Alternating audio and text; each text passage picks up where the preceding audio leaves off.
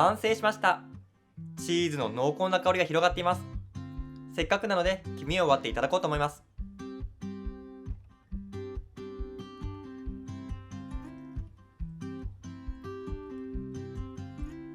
卵の黄身のとろっとした感じも最高です。それではいただきます。おいしい。たっぷり入れたチーズの濃厚さと卵のまろやかさ、これが合わさってね、最高に美味しいです。またベースとなっている塩ラーメンのスープとチーズと卵、これらが全く喧嘩しておらず、本当にね、美味しいです。次はベーコンと一緒にいただきます。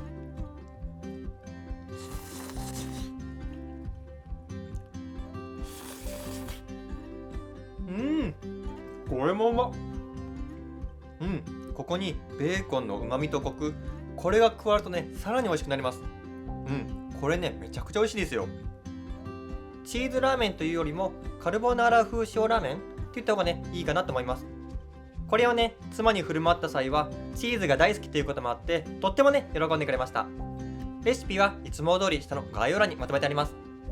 簡単に作れるアレンジラーメンですので、ぜひ作ってみてください。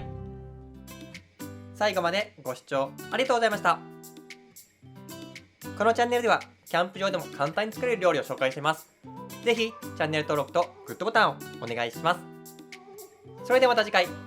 バイバイ。